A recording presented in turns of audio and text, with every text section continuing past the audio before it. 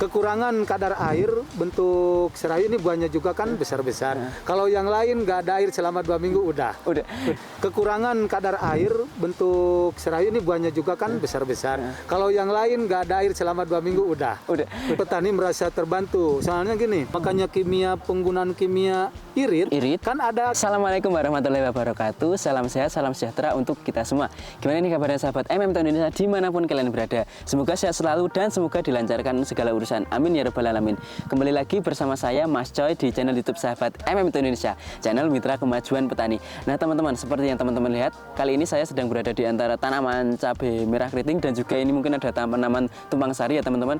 Nah pada kesempatan kali ini kita akan membahas budidaya tanaman CMK di dataran tinggi dengan permasalahan dengan cekaman air ataupun kekurangan air selama 2 minggu, akan tetapi untuk pertumbuhannya masih bisa maksimal, dari vigor tanaman juga bisa masih maksimal, dan juga untuk kerontokan buah maupun bunga itu juga masih bisa cukup dikatakan baik teman-teman. Nah ingin tahu kira-kira bagaimana budidaya yang beliau lakukan untuk menghadapi permasalahan-permasalahan tersebut? Langsung saja tanpa berlama-lama kita masuk ke sesi wawancara.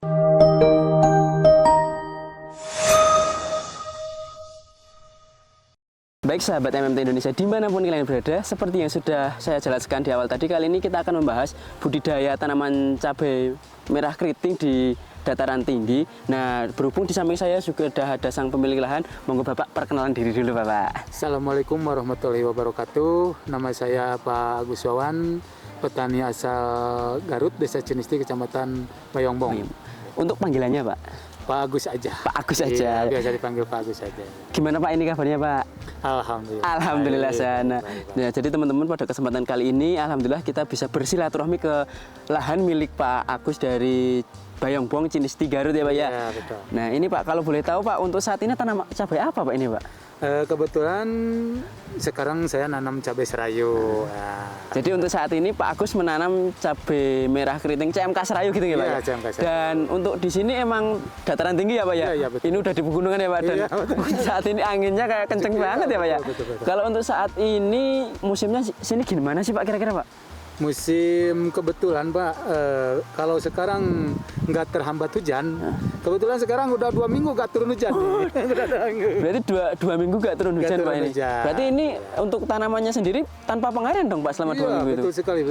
Saya pertama kali melihat pertumbuhan cabai serayu, ya cabai keriting serayu nih. Kekurangan air bentuknya seperti ini. Ini bagus sekali nih. Kekurangan kadar air, bentuk serayu ini buahnya juga kan besar-besar. Kalau yang lain nggak ada air selama 2 minggu udah. Nah, jadi teman-teman dari yang menarik untuk tanaman CMK serayu milik Pak Agus ini selama 2 minggu ini tanpa kena air ya Pak ya? Ya, betul. Akan tetapi untuk pertumbuhan si cabai merah keriting serayu itu masih bisa maksimal, masih bisa betul. bagus ya Pak? Betul. Untuk buahnya juga bisa tetap berbuah gitu ya Pak ya? Betul. Dan kalau misalnya dibandingkan itu kayak saya lihat di kanan kirinya itu agak ada tanaman lain ya Pak ya? Iya betul. Nah, dengan seperti itu masih walaupun dengan cekaman tanpa air selama 2 minggu itu masih bisa maksimal gitu ya Pak ya? Betul. Dan kalau untuk saat ini udah usia berapa sih Pak ini Pak? Kebetulan ini cabai baru usia 70 HST lah. 70 HST ya? Dan mungkin untuk ini Pak, untuk lahan Pak, kalau saya lihat ini kayaknya ada tumpang sari juga ya Pak ini Pak? Iya betul. Ini gimana Pak? Kalau di sini yang dimayoritaskan kan bawang merah. Justru yang jadi tumpang sari ini cabai keritingnya, yang unik keritingnya. Oh, jadi sebelum ini itu sebelum si CMK serayunya masuk itu kemarin nanamnya bawang merah dulu. Ya. Dan itu masukkan bawang merah dan serayu itu interval berapa hari sih Pak? Kemarin. Di usia 40 hari bawang merah masuk serayu ditanam. Kalau saya lihat ini untuk saat ini juga ada tanaman lain Pak, ini seperti ada kacang ya Pak? Oh iya, kacang tanah ini cuman apa namanya? Bukan tumpang sari, inilah selingan aja. Buat selingan itu ya Pak ya? Nambah penghasilan gitu ya Pak ya? Dan untuk kalau sini emang jarang pakai mulsa Pak? Atau gimana Pak? Sama sekali jarang. Makanya petani merasa terbantu. Soalnya gini, tanpa ada mulsa, buahnya bagus, pertumbuhannya, perawatannya juga nggak terlalu sulit. Dan mungkin untuk lahan Pak, lahan yang Bapak gunakan ini kemarin berarti kan bekas tanaman bawang merah juga ya, betul. Tepang Sari itu. Terus itu untuk pupuk dasarnya ini apa aja yang digunakan di tanah ini, Pak? Kalau pupuk dasar pakai pupuk kandang lah. Seluas ini 50 tumbak, kalau di sini 50 tumbak. Ya, 50 tumbak, pupuk dasarnya cuma 5 karung. Dikasihnya nggak usah banyak-banyak. Ya, ini cuman buat merangsang aja dulu ya, dikasih dulu. Dan juga kalau nutrisinya ada itu kalha.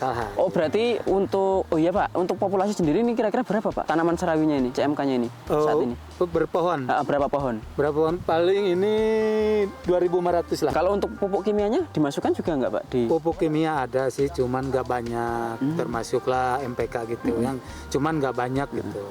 Berarti di pupuk dasar juga ada penggunaan pupuk kimia tapi tidak banyak Tidak gitu ya. banyak. Dan tadi juga Bapak Agus menyebutkan ada penambahan nutrisi yang berupa kalha ya, kalsium.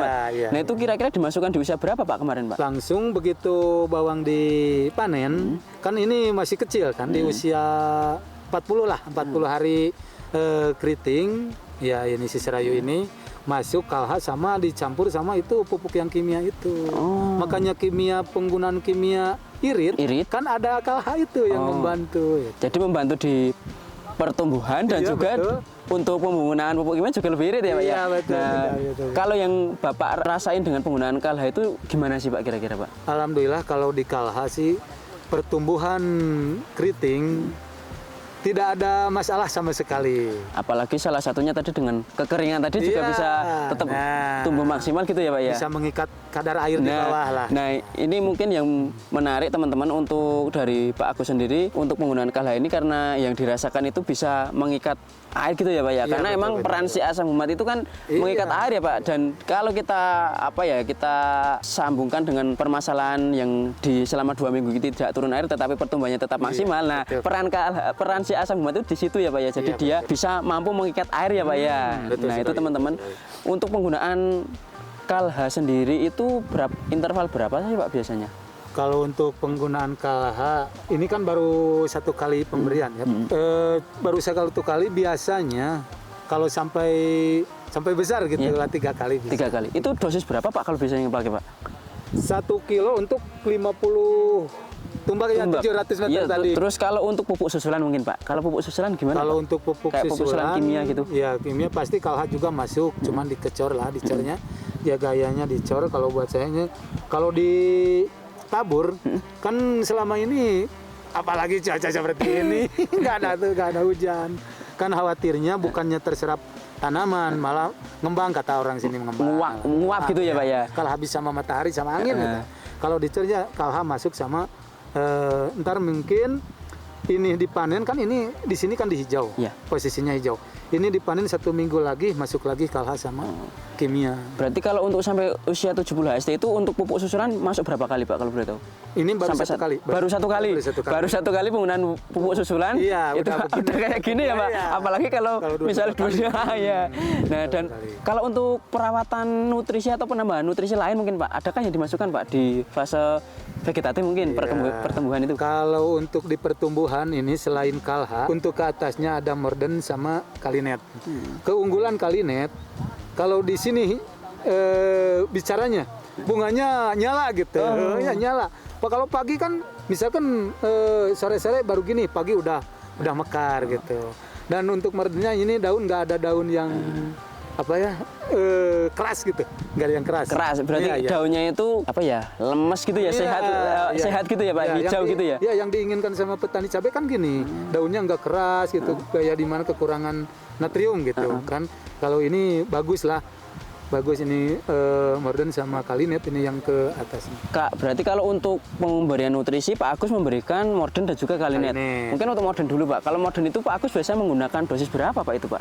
Ya paling dikasih 2 tutup per tangki yang 20. 2 tutup per tangki. Ya. Dan itu dengan interval berapa, Pak, kalau boleh tahu? 1 minggu sekali. 1 minggu sekali tetap masuk morden, dan yang dirasakan itu di daunnya itu lebih hijau dan juga lemes gitu ya. Iya, betul. Lebih hijau.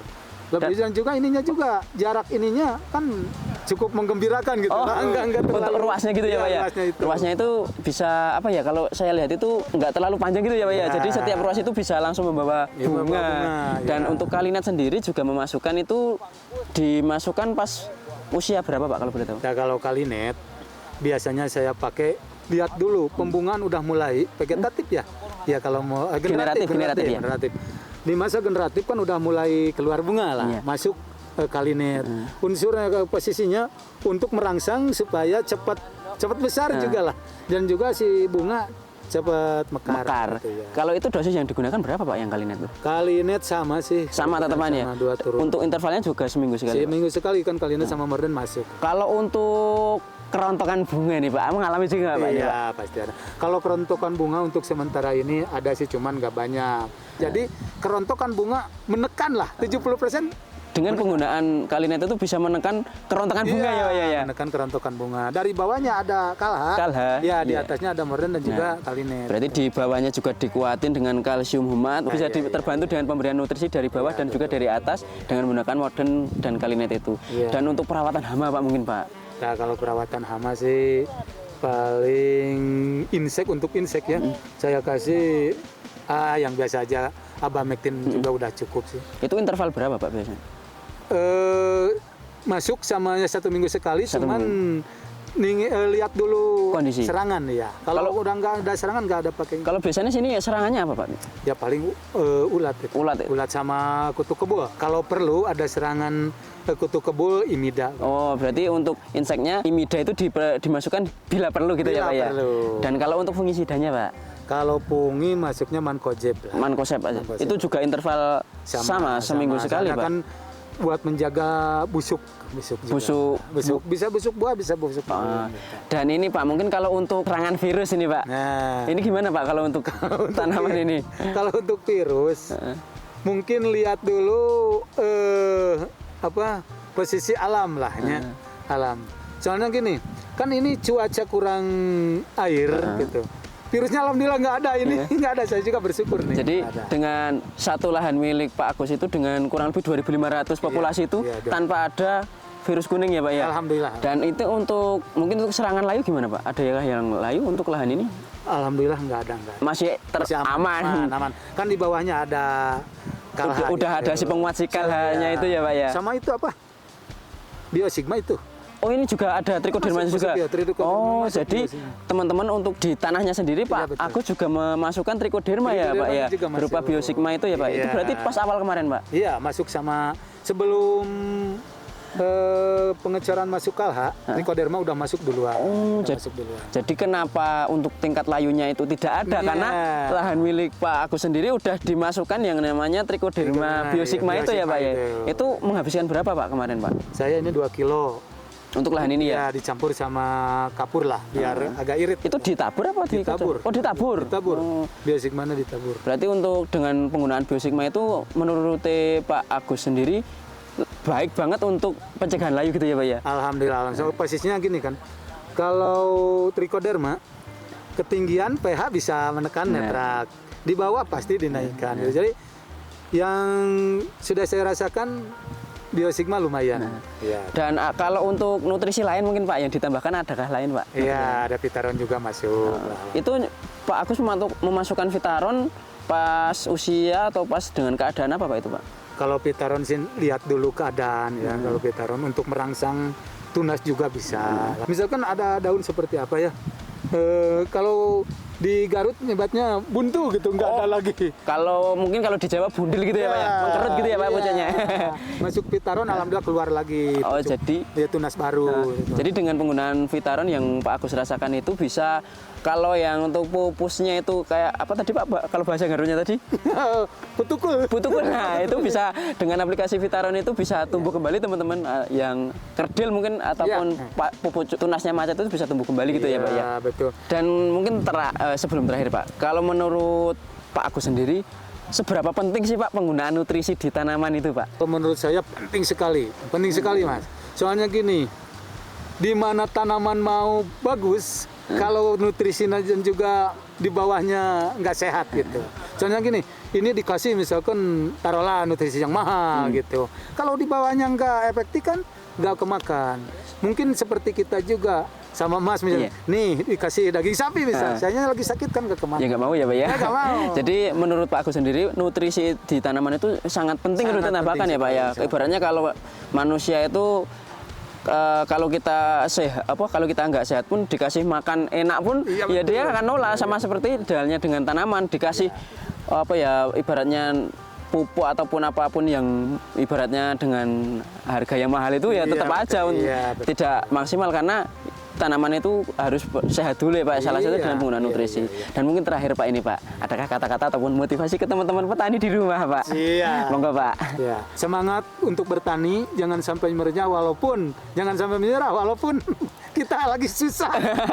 Nah itu tadi teman-teman dari Pak Agus dari Bayongbong ya Pak ya, Bayongbong dari Bayongbong Garut, untuk pesan ke teman-teman tetap bertani walaupun tetap jangan pernah menyerah bertani walaupun kita dalam keadaan susah gitu ya Pak ya, sampai menemukan hasil yang maksimal gitu ya. Nah mungkin itu tadi teman-teman yang dapat kami sampaikan dari Pak Agus dari Bayongbong Garut dengan tanaman CMK Serayu, dan tadi juga sudah dijelaskan mengenai permasalahan dan juga bagaimana cara beliau menanggulangi permasalahan itu, mulai dari kekeringan dan juga untuk penanggulangan hama, untuk penggunaan nutrisi juga sudah dijelaskan oleh Bapak Agus sendiri.